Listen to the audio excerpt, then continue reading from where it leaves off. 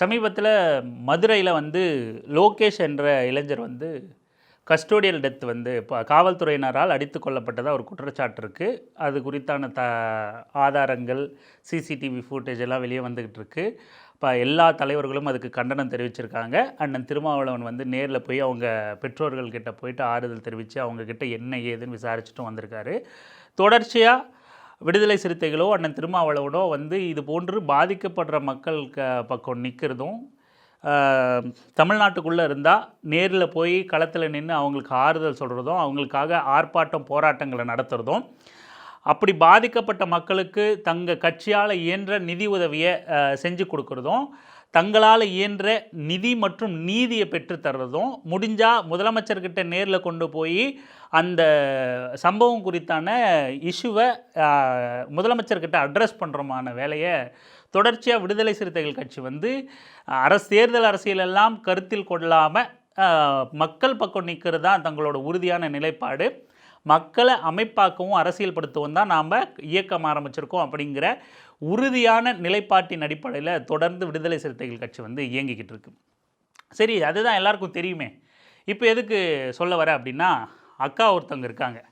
அக்கா எங்கள் அக்கா அப்படின்னு ஒருத்தவங்க இருக்காங்க இல்லையா, ஷாலின் மரியா லாரன்ஸ் அப்படிங்கிறவங்க எழுத்தாளர், செயற்பாட்டாளர், தலித் ஆக்டிவிஸ்ட், இப்படி பன்முகத்தன்மை கொண்ட ஆளுமை.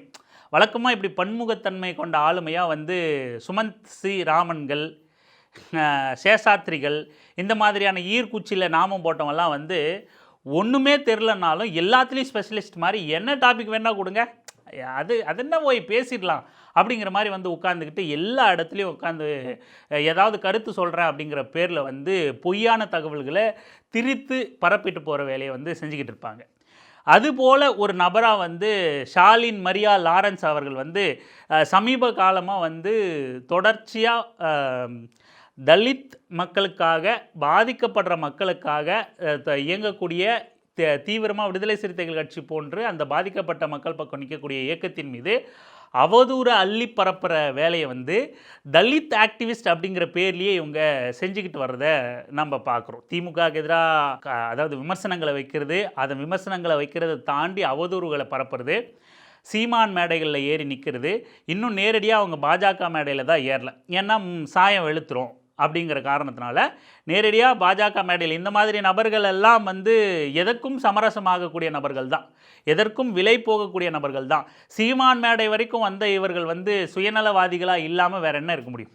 ஒரு புறம் வந்து விசிகா போன்ற கட்சி வந்து தீவிரமாக பாஜக எதிர்ப்பையும், பாஜகவால் இறக்கிவிடப்பட்ட சீமான் போன்ற, நாம் தமிழர் கட்சி போன்ற, விஜய் போன்ற கட்சிகளை வந்து தீவிரமாக களத்தில் எதிர்கொண்டும் விமர்சிச்சுட்டும் வர நேரத்தில் நான் அங்கே போய் நானும் தலித் ஆக்டிவிஸ்ட் தான், ஆனால் நான் வந்து சீமான் மேடையில் நிற்பேன், நானும் தலித் ஆக்டிவிஸ்ட் தான், நான் போய் ஏர்போர்ட் மூர்த்தி கிட்ட நிற்பேன் அப்படின்னு இந்த மாதிரியான தேர்ட் கிரேட் கிரிமினல்கள் கூடவும், அரசியல் அறம் இல்லாத நபர்கள் கூடவும் போய் நிற்கிற வேலையை இந்த மாதிரியான தலித் முகமுடியோட சில நபர்கள் வந்து செஞ்சுக்கிட்டு இருக்காங்க. அதில் மிக முக்கியமான நபர் வந்து ஷாலின் மரியா லாரன்ஸ். இப்போது எதுக்காக இப்போ அவங்கள பற்றி நம்ம பேசுகிறோம்? அவங்க வந்து தொடர்ந்து பேட்டிகளை கொடுக்கறது, சேட்டலைட் மீடியாக்களில் பேசுகிறது, தமிழில் கிடையாது. தமிழில் வந்து நெறியாளர்களே அவங்க முகமுடியை கிழிச்சிருவாங்க அப்படிங்கிறதுனால தமிழில் பேசுகிறது கிடையாது. யூடியூப்புகளில் தமிழில் பேசிட்டு சேட்டலைட் மீடியாக்களில் வடநாட்டு மீடியாக்களில் போய் கம்பு சுற்றுற வேலையை இவங்க செஞ்சுக்கிட்டு இருக்காங்க. அப்படி சமீபத்தில் ஒரு வடநாட்டு நியூஸ் 1 அப்படிங்கிற ஒரு வடநாட்டு மீடியாவில் போய் இவங்க கம்பு சுற்றின ஒரு விஷயத்தை குறித்து தான் இப்போ பேச போகிறோம். அது என்னன்னு பாருங்கள்.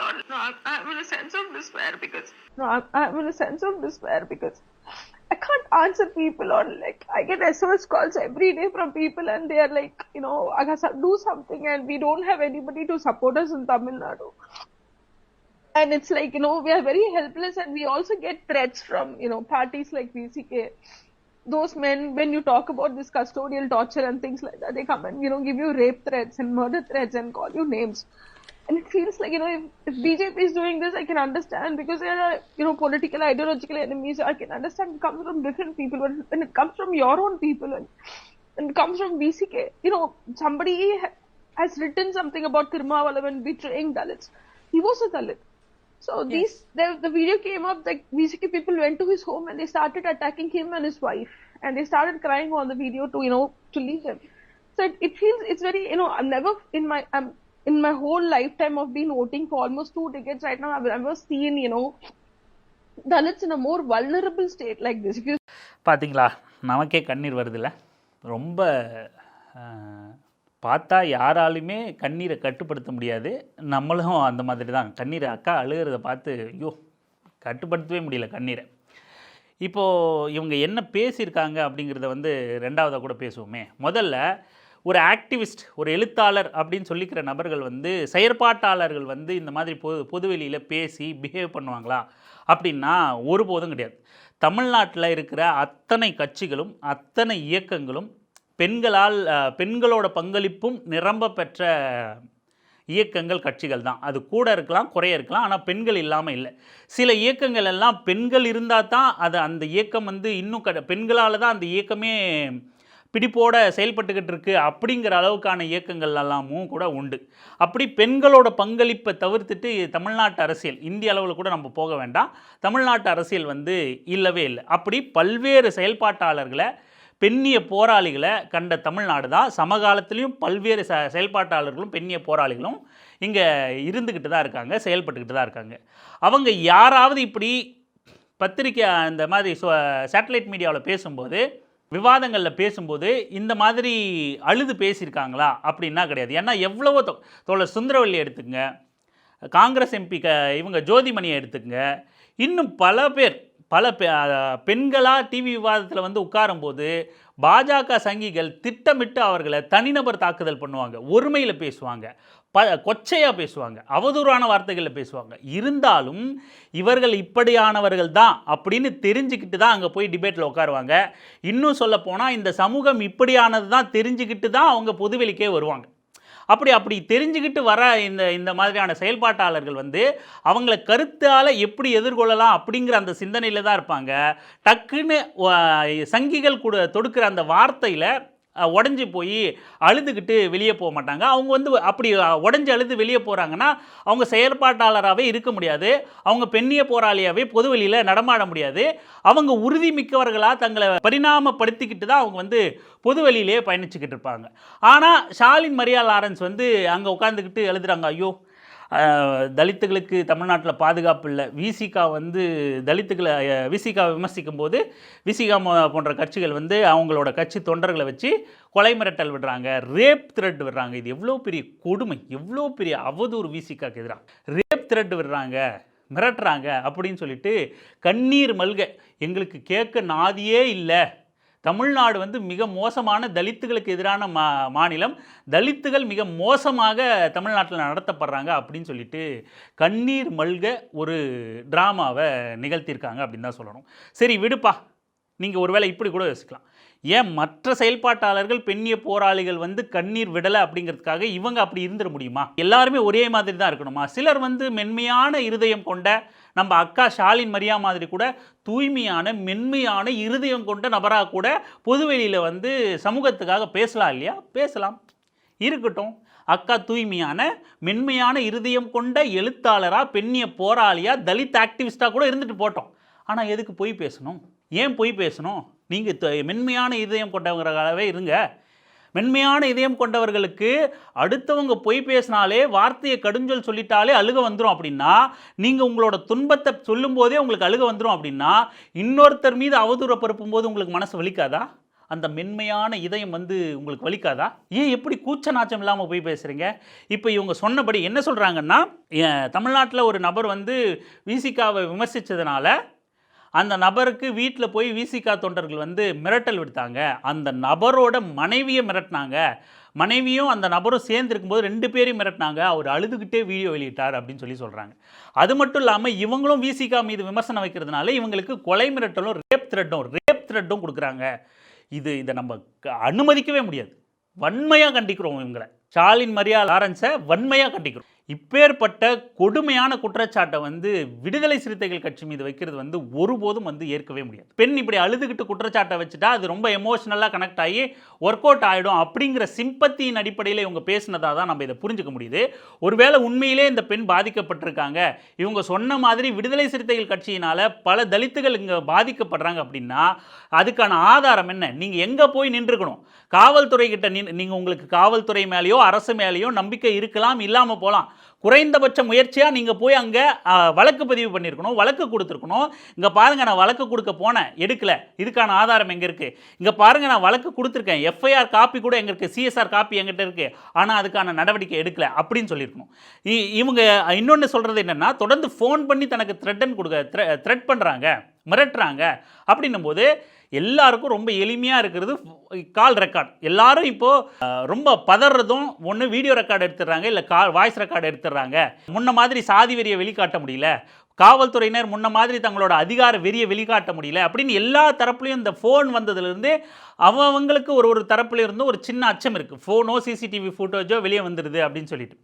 அப்போது அந்த மாதிரி அக்கா கையிலையும் டெக்னாலஜி தெரியாதவங்கள டிவி டிபேட்டில் வடநாட்டு மீடியாவில் ஆங்கிலத்தில் பேசக்கூடிய அளவுக்கு அறிவு கொண்டவங்க தான் மென்மையான இருதயம் கொண்ட ஷாலின் மரியா லாரன்ஸ். அப்படி இருக்கிற இவங்ககிட்ட அவங்களுக்கு டெக்னாலஜி ஹேண்டில் பண்ண தெரியாதா? வாய்ஸ் ரெக்கார்ட் போட்டிருக்கலாம், ரெக்கார்ட் பண்ணி இந்த மாதிரி த்ரெட்டன் பண்ணுறாங்கன்னு காமிச்சிருக்கலாம், புகார் கொடுத்துருக்கலாம், காவல் நிலையத்துக்கு போயிருக்கலாம், இல்லை ஆன்லைன் கம்ப்ளைண்ட்டாவது பதிவு பண்ணியிருக்கலாம். எதுவுமே பண்ணாமல் பொத்தாம் பொதுவாக ஒரு சேட்டலைட் மீடியாவில் உட்காந்துக்கிட்டு, வடநாட்டு மீடியாவில் உட்காந்துக்கிட்டு தமிழ்நாட்டில் உறுதியாக சாதிக்கு எதிராகவும் சனாதானத்துக்கு எதிராகவும் களத்தில் மக்கள் பக்கம் நிற்கக்கூடிய ஒரு இயக்கத்தின் மீது மிக அபாண்டமான பழியை போட்டுட்டு போகிறது எவ்வளவு பெரிய கொடூர சிந்தனை. இது எவ்வளோ பெரிய சுயநலத்திலிருந்து ஒரு இயக்கத்தை அளிக்கிற கொடூர சிந்தனை வந்திருக்கு பாருங்கள். அந்த பெண் வேற என்ன சொல்லி தொலைகிறது? நம்ம அவங்களுக்கு அவங்களோட தனிப்பட்ட லாபத்தை தாண்டி, அவர்கள் விலை பேசப்பட்டதை தாண்டி, அவர்கள் ஒப்பந்தம் பண்ணிக்கிட்டதை தாண்டி, உங்களுக்காக நான் இவங்களை பேசுகிறேன், இவங்களை அடிக்கிறேன் அப்படின்றத தாண்டி வேறு என்ன இருக்க முடியும் இவங்க இந்த மாதிரியான குற்றச்சாட்டை வைக்கிறதுல? இவ்வளோ பெரிய இயக்கத்தை ஒரு சுயநலத்தினால நாம் சிதைச்சிக்கிட்டு இருக்கோமே, அவதூறு அள்ளி வீசுகிறோமே அப்படிங்கிற எந்தவித குற்ற உணர்ச்சியே இல்லாமல் தன்னை தலித் ஆக்டிவிஸ்டன் வேற ப்ரொபகண்டா பண்ணிக்கிற நபர்கள்கிட்ட ரொம்ப எச்சரிக்கையாக இருக்கணும். அண்ணன் ஒரு மேடையில் சொல்லியிருப்பார், எவனாவது பறையன்னு சொல்லிட்டு வருவான், ஓட ஓட செருப்பு கழட்டி அடி அப்படிங்கிற மாதிரி விமர்சனம் பண்ணியிருப்பார், ஒரு வார்த்தை விட்டிருப்பார். அது இந்த மாதிரியான நபர்களுக்கு தான் பொருந்தும். ஏர்போர்ட் மூர்த்தி மாதிரியான நபர்களுக்கோ, இல்லை சாலின் மரியா மாதிரியான நபர்களுக்கோ, தன்னை தலித்துனோ, தன்னை பறையனோ, இல்லை பறையர் பேரவையனோ எவனாவது சாதி பேரை வச்சுக்கிட்டு உங்கள்கிட்ட ஊடுருவ நினைப்பான். ஒன்றை அழிக்கிறதுக்கு உங்கள்கிட்டயே வந்துக்கிட்டு உனக்காக இருக்கிற மாதிரி வேஷம் போடுவான். அவங்ககிட்ட எச்சரிக்கையாக இரு அப்படிங்கிறதுக்காக தான் அப்போ ஒரு முறை சொல்லியிருப்பார், ஓட ஓட விரட்டடி அவனை அப்படின்னு சொல்லிட்டு. அந்த மாதிரியான நபர்களில் மிக முக்கியமான நபர் இந்த மரியா லாரன்ஸ். சரி, இப்போ ரெண்டாவது விஷயத்துக்கு வரும். இப்போ அடுத்து வருவோமே, மரியா லாரன்ஸ் கிட்ட வந்து அவங்க ஒரு குற்றச்சாட்டை வச்சுருக்காங்க, ஆதாரம் இல்லை, சென்டிமெண்ட்டில் அந்த செய்தியை கொண்டு போகணும்னு நினச்சிட்டாங்க. இப்போ சரி, ஒரு வேளை தமிழ்நாட்டில் வந்து தலித்துகள் மிக மோசமாக நடத்தப்படுறாங்க, இப்போது தமிழ்நாட்டில் சாதி ஒழிஞ்சிருச்சா? இல்லை, ஆனால் குறைஞ்சபட்சம் சாதி பேர்களை ஒழிச்சிருக்கும். வன்கொடுமையே நடக்கிறது இல்லையா, ஆணவ படுகொலையே நடக்கிறது இல்லையா, தீண்டாமையே இல்லையா, அப்படியான ஒரு மாநிலமாக மாறிடுச்சா? அப்படின்னா கிடையாது. அதை அடைவதற்கான பாதையில் பயணத்தில் நம்ம இருக்கோம். அப்போது சிக்கல்கள் இருக்கும். இன்னும் சொல்லப்போனால் மற்ற மாநிலங்களை காட்டியும் முன்னேறி இருக்கும். எந்த விதத்தில் நான் இன்னும் கூடுதலாக சொல்கிறேன் நம்ம முன்னேறி இருக்கோம் அப்படின்னா, மற்ற மாநிலங்கள்லாம் இன்னும் இயல்பாகவே அவன் ரொம்ப இயல்பாக தங்க ரொம்ப உயர்ந்த சாதி ஆண்ட பரம்பரை நீங்கள் வரக்கூடாது. இப்போ நம்ம ஹோலி பண்டிகை கூட ஒரு செய்தியை பார்த்தோம். அதாவது ஷெட்யூல் காஸ்ட்டை சார்ந்த ஒரு நபர் வந்து தனக்கு ஹோலி வாழ்த்து எப்படி சொல்லலாம் அப்படின்னு தன்னை ஆண்ட பரம்பரையாக நினச்சிக்கிட்டு இருக்கிற ஒரு தற்குறி கூட்டம் வந்து அந்த நபரை போட்டு அடித்து தாக்கி கொடுங்காயம் பண்ணியிருக்கு. மிகப்பெரிய அளவில் கடுமையான தாக்குதலை நடத்திருக்கு. அந்த அளவுக்கு ரொம்ப இயல்பாக பொலிட்டிக்கலாக அரசியலுக்காக அரசியல்வாதிகள் தூண்டுதலால், சாதி சங்கங்கள் தூண்டுதலால் நிகழ்கிறதெல்லாம் ரெண்டாம் பட்சம். ரொம்ப இயல்பாகவே மக்கள் மனநிலையில் கொடூரமான சாதிய சிந்தனை வந்து இன்னும் துளியளவு தளர்வு கூட ஏற்படாமல் வட மாநிலங்களில் இருக்குது. ஆனால் தமிழ்நாட்டில் அதாவது ஒப்பீட்டளவில் மக்களோட மனநிலையிலிருந்து அந்த சாதிய இறுக்கம் வந்து கொஞ்சம் தளர்வு ஏற்பட்டிருக்கு அப்படின்னு தான் சொல்லணும். இன்னமும் கூட இந்த சாதிய படுகொலைகளோ, ஆணவ படுகொலைகளோ, தீண்டாமை சுவர்களோ, தீண்டாமையோ அதெல்லாம் ஒரு ஒரு சாதி சங்கங்களோட இல்லை இந்துத்துவ பாஜக அடியாட்களோட சங்கிகளோட தூண்டுதலின் பேரில் தமிழ்நாட்டில் நடக்கிறது தான் இங்கே பெரும்பான்மை. ரொம்ப இயல்பாக நடக்கிறது அப்படிங்கிறது ரொம்ப ரொம்ப ரொம்ப ரொம்ப ரொம்ப குறைவு. ஆனால் தூண்டுதலின் பேரில் பின்னாடி பொலிட்டிக்கல் அஜெண்டாவில் பாமக போன்ற அன்புமணி போன்ற சாதி வெறியர்கள், இன்னும் இதர சாதி வெறியர்கள், சாதி சங்க தலைவர்கள் தூண்டுதலின் பேரில் பாஜக ஆர்எஸ்எஸின் தூண்டுதலின் பேரில் நிகழக்கூடிய ஆணவ படுகொலைகளும் தீண்டாமைகளும் தீண்டாமை சுவர்களும் அப்படி செய்கிற நபர்களுக்கு பாதுகாப்பு கொடுப்பதினால் மட்டும்தான் தமிழ்நாட்டில் நிகழ்ந்துக்கிட்டு இருக்கு. ஒப்பீட்டளவில் தமிழ்நாடு சாதியை ஒழிக்கிற அந்த அந்த முயற்சியில் ரொம்ப முன்னோக்கி தான் போயிட்டுருக்கு. அதில் மாற்று கருத்து இல்லை. ஆனால் நம்ம இன்னும் அடைய வேண்டிய இலக்கு நிறைய இருக்குன்னா ஆமாம் இருக்குது. சரி, இப்போ சாதிய படுகொலைகள்லாம் நடக்குதுல்ல, ஆணவ படுகொலைகள்லாம் நடக்குதுல்ல, இதுக்கெல்லாம் விசிகாவின் நிலைப்பாடு என்ன? விசிகா என்ன பண்ணியிருக்கு? நான் ரொம்ப ரொம்ப ரொம்ப குறைச்சலான லிஸ்ட்டாக தமிழ்நாட்டில் மாநில அளவில் பேசப்பட்ட பரபரப்பை ஏற்படுத்திய சில சம்பவங்களை மட்டுமே உங்களுக்கு மேற்கோள் காட்டணும்னு நினைக்கிறேன். உதாரணத்துக்கு இப்போது லாக்அப் டெத் ஆகாஷுக்கு களத்தில் நின்று விடுதலை சிறுத்தைகள் கட்சி போராடுது. அண்ணன் திருமா நேரில் போயிட்டு பாதிக்கப்பட்ட மக்களை பெற்றோரை சந்திச்சுட்டு வந்தார். அதுக்கு இப்போது இந்த ஒரு வாரத்தில் மட்டுமே சிவகங்கையில் இது மாதிரியான ஒரு சம்பவம் நடக்குது. அதுக்கு முன்னாடி நாங்குநேரியில் ஒரு சாதிய கும்பல் தாக்குதல் வந்து நடக்குது. அதுக்கு முன்னாடி மடப்புறம் வந்து அஜித்குமார், இது தமிழ்நாட்டு அளவில் மிகப்பெரிய பரபரப்பை ஏற்படுத்தின கேஸு. நெல்லையில் கவின் ஆணவ படுகொலை, தூத்துக்குடியை சேர்ந்த கவின் வந்து நெல்லையில் ஆணவ படுகொலை வந்து செய்யப்படுறாரு. தமிழ்நாட்டு அளவில் மிகப்பெரிய அதிர்வலைகளை ஏற்படுத்திய வழக்கு. புதுக்கோட்டையில் இரட்டை கோலை முறை வந்து மிகப்பெரிய அளவில் பேசப்பட்ட ஒரு விஷயம். மேல்பாதி திரௌபதி அம்மன் கோவில் நுழைவு வந்து தடுக்கப்பட்டது. பட்டியல் பிரிவு மக்களுக்கு வந்து ஆதிக்க சாதியினரால், பாலு கும்பலால், அன்புமணி கும்பலால், ராமதாஸ் கும்பலால் தடுக்கப்பட்ட விவகாரம். அதே போல் சென்னையில் தலித் பிரிவை சார்ந்த பிரவீன் அப்படிங்கிறவர் சென்னையில் நடந்த ஒரு ஆணவ படுகொலையாக மிகப்பெரிய அளவில் பேசப்பட்ட ஒரு படுகொலை 2024 நடந்த படுகொலை. அதை தொடர்ந்து அந்த பையன் திருமணம் பண்ணிக்கிட்ட ஷர்மிளாங்கிற பொண்ணும் தற்கொலை பண்ணிக்கிட்டாங்க. அதுக்கடுத்து திருப்பூர் காலேஜ் ஸ்டூடெண்ட் வித்யா வந்து திருப்பூரில் 2025 அவங்க அண்ணனால் பீரோவை கீழே தள்ளி கொல்லப்பட்டான் அப்படின்னு ஒரு சம்பவம்.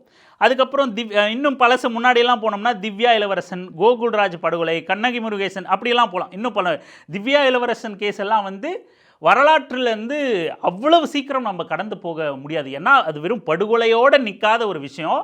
அதை தொடர்ந்து பல அரசியல் நிகழ்வுகளும் நாடகங்களும் வரலாற்று பிழைகளும் நிகழ்ந்த ஒரு சம்பவம் தான் திவ்யா இளவரசன் கேஸ். அதுக்கப்புறம் கோகுல்ராஜோட வழக்கு.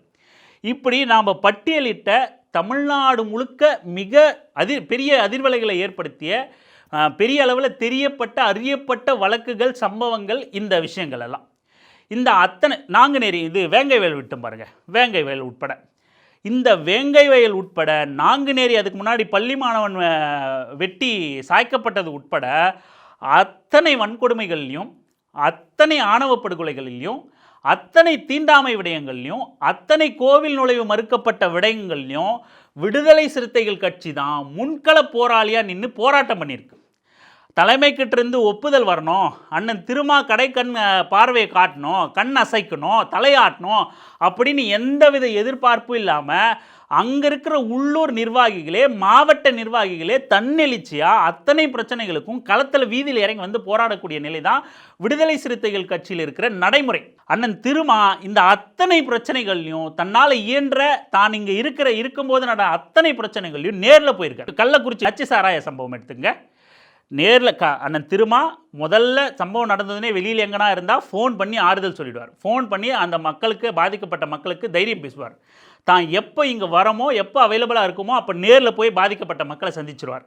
வெறுமனே சந்திச்சுட்டு போய் நேரில் நான் பார்த்துக்குங்க, நான் அங்கே இருக்கேன் அப்படின்னு சொல்லிட்டு வரது இல்லாமல் தங்கள் ஏழ்மையில் இருக்கக்கூடிய, வறுமையில் இருக்கக்கூடிய தங்கள் கட்சியால் இயன்ற நிதியை அந்த பாதிக்கப்பட்ட மக்களுக்கு வந்து எத்தனை பேர் இருக்காங்களோ அத்தனை பேருக்கு பிரித்து கொடுத்துட்டு வருவார்.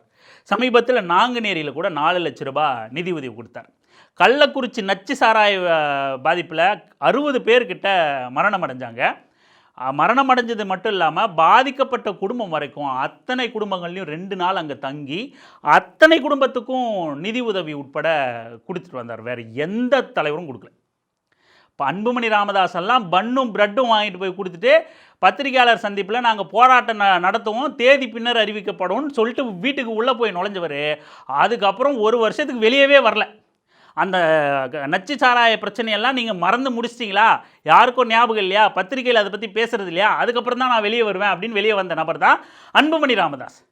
இப்படி விடுதலை சிறுத்தைகள் நாம் தமிழ்நாடு முழுக்க அதிர்வலைகளை ஏற்படுத்திய அத்தனை பேராலும் அறியப்பட்ட சம்பவங்களை மட்டும்தான் இங்கே பட்டியல் போட்டிருக்கோம். இன்னும் நான் உட்பட அறியப்படாத பல பட்டியல்கள், பல நூற்றுக்கணக்கான ஆயிரக்கணக்கான பட்டியல்கள் இங்கே இருக்குது. அதுக்கு அத்தனைக்கும் விடுதலை சிறுத்தைகள் கட்சி நேரில் போய் ஆறுதல் தெரிவிச்சிருக்கு, நிதி உதவி பண்ணியிருக்கு, களத்தில் இறங்கி ஆர்ப்பாட்டத்தையும் போராட்டத்தையும் ஒருங்கிணைச்சு பண்ணியிருக்கு பெரிய அளவில். அப்போது விடுதலை சிறுத்தைகள் கட்சியை மட்டும் இவங்க இலக்கு வைக்கிறதுக்கு என்ன அர்த்தம், என்ன காரணம்? ஏன் உள்ளிருந்தே தலித் அடையாளத்தோடவே ஷாலின் மரியா லாரன்ஸ் போன்ற நபர்கள் விடுதலை சிறுத்தைகள் கட்சியை குறிவைக்க வேண்டிய நோக்கம் என்ன? இவர்களுக்கு ஏன் அந்த இலக்கு இருக்குது, ஏன் அந்த நோக்கம் இருக்குது? ஏன் விசிகாவை நோக்கியே இவர்கள் இந்த மாதிரியான கேள்விகள் எழுப்புறாங்க? சாதி வெறியர்கள் எழுப்புறதை நம்ம புரிஞ்சுக்கலாம், சனாதன சக்திகள் சங்கி கும்பல் எழுப்புறதை நம்ம புரிஞ்சுக்கலாம். உள்ளுக்குள்ளே இருக்கிற ஏர்போர்ட் மூர்த்தி மாதிரியான 3rd கிரேட் பொறுக்கி பயலும் ஷாலின் மரியா லாரன்ஸ் மாதிரியான தங்களை எழுத்தாளர், தலித் ஆக்டிவிஸ்ட் அப்படின்னு சொல்லிட்டு பாரஞ்சித் மேடைகளில் அங்கீகாரம் பெற்றுட்டு அந்த மாதிரியான இடங்களில் ஏறிட்டு தனக்கு விளம்பரம் கிடைச்ச உடனே இந்த மாதிரியான நிலைப்பாடுகள் எடுக்கிறதுக்கான காரணம் என்ன? ஏன் அவங்க இந்த மாதிரி எடுக்கிறாங்க? ஒரு 2-3 முக்கிய காரணம் தான். ஒன்று, சாதி வெறியர்கள் அந்த நிலைப்பாட்டை எடுக்கிறாங்க அப்படின்னா அவங்களுக்கு விசிகா பலம் அடைகிறது பிடிக்காது. அதே போல் இந்த காலகட்டத்தில் பெருமளவில் பேசப்பட்டுக்கிட்டு விசிகா விமர்சனத்துக்கு உள்ளாக்கப்படுறது, எப்படியாவது திமுக கூட்டணியை உடைச்சிடணும், எப்படியாவது திமுக கூட்டணியிலேருந்து விசிகாவை எடுத்துட்டாலே திமுக கூட்டணி மிகப்பெரிய பலவீனம் அடைந்த கட்சியாக கூட்டணியாக மாறிடும், நிச்சயமாக திமுகவை தோற்கடிக்கலாம், திமுக கூட்டணியை தோற்கடிச்சிடலாம் அப்படிங்கிறது அவங்களோட உச்சபட்ச இலக்கு. சங்கிகளுக்கும் இந்த மாதிரியான சுயநலவாதிகளுக்கும் என்ன காரணம்? ஏன் தொடர்ந்து விசிகாவை இலக்கு வைக்கிறாங்க? தொடர்ந்து செயல்பட்டுக்கிட்டே இருக்குது ஒரு கட்சி, தொடர்ந்து களத்திலே இருக்குது ஒரு கட்சி, ஆனால் தொடர்ந்து கல்லடிக்கு ஆளாகிக்கிட்டே இருக்குது அதே கட்சி.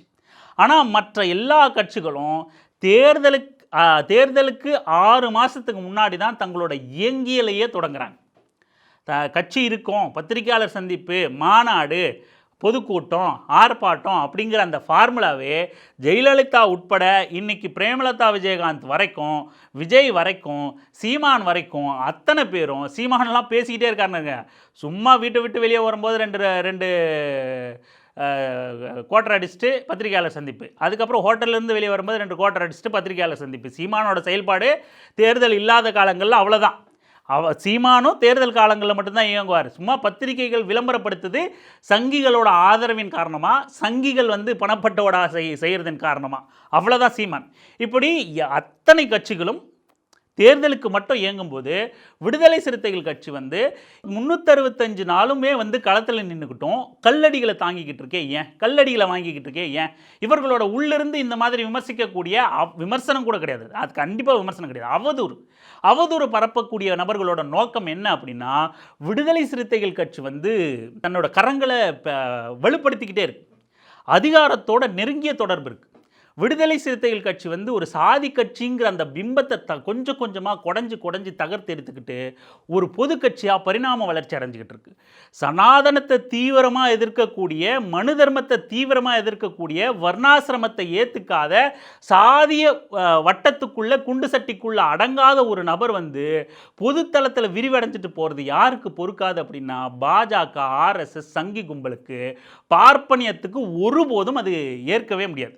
அப்போ பார்ப்பனியம் என்ன பண்ணுது, இது மாதிரி உள்ளிருந்து சில புல்லுருவிகளை உருவாக்கி விட்டுட்டு, சுயநலவாதிகளை உருவாக்கி விட்டுட்டு அண்ணன் திருமாவை விமர்சிக்க டைவர்ட் பண்ண ஆட்களை தயார் பண்ணுது. இப்போ ஒருவேளை அண்ணன் திருமா பிஜேபியோட சமரசம் பண்ணிட்டாலோ, இல்லை பிஜேபியோட சமரசம் பண்ணாமல் எங்கள் சாதிக்காரனை தொட்டுப்பார், தமிழ்நாடே நாங்கள் தான், தமிழ்நாடே எங்கள் பின்னாடி இருக்குது, பார்த்தல்ல கூட்டம் 10 லட்சம் பேரை ஒரேடியா, 15 லட்சம் பேரை ஒரேடியா கூட்டியிருக்கேன், நாங்கள் இறங்கி நடந்தோம்னா அவ்வளோதான் அப்படின்னு சொல்லிட்டு மிரட்ட ஆரம்பித்தார்னா, சாதி அரசியலை பேச ஆரம்பித்தார்னா இந்த நபர்கள் யாருமே விமர்சிக்க மாட்டாங்க.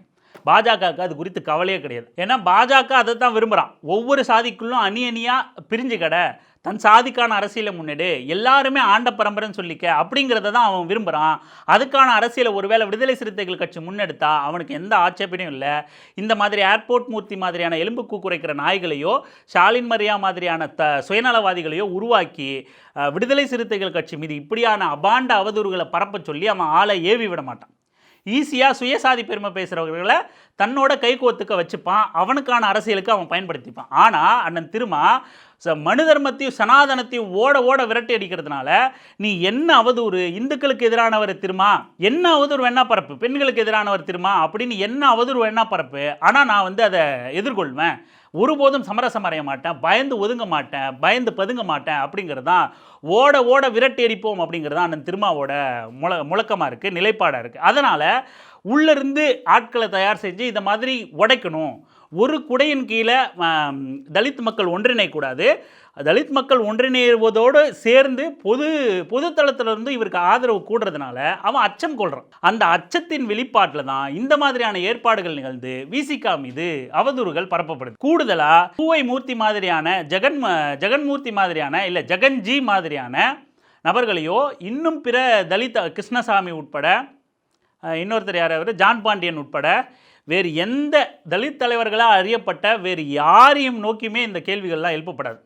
ஏம்பா நீ இவங்களுக்காக நிற்கிறேன்னு சொன்னியே, நீ இதில் உன்னோட நிலைப்பாடு என்ன, இதான் ஒரு போராட்டம் நடத்துனது, எங்கே நீ ஒரு ஆர்ப்பாட்டம் நடத்துனது, இந்த பிரச்சனைக்கு எதிராக உன்னோட களமாடல் எங்கே, நீ அந்த பாதிக்கப்பட்ட மக்களை எங்கே போய் பார்த்த, அவங்களுக்கு என்ன நீ நீதிக்காக துணை நின்ன, அப்படி எந்த கேள்வியும் இவர்களை நோக்கி வராது. ஏன்னா அவர்கள் சாதியவாதிகளா, சாதிக்கான அரசியலா, ஒரு சமரசம் ஆகி போகிற நபர்களாக அவர்கள் இருக்கிறதுனால அவர்களை நோக்கி இந்த கேள்வியே வராது. அண்ணன் திருமா சமரசமற்ற போராளி அப்படிங்கிறதுனால தான் இந்த மாதிரியான அவதூறுகளை வந்து தொடர்ந்து பரப்பப்பட்டுக்கிட்டே இருக்குது. அது மட்டும் இல்லாமல் இன்னொரு அச்சம் என்ன அப்படின்னா, மிக முக்கியமான காரணம் என்னென்னா, அண்ணன் திருமா கூட இதை சொல்லியிருப்பார். கவின் ஆணவ படுகொலை நடந்தப்ப அண்ணன் திருமா வருவார், எங்களுக்காக குரல் கொடுப்பார், பாராளுமன்றத்திலே போய் எங்களோட பிரச்சனையை ஒழிப்பார் அப்படின்னு சொல்லிட்டு அவரோட தந்தை வந்து பேசினார்.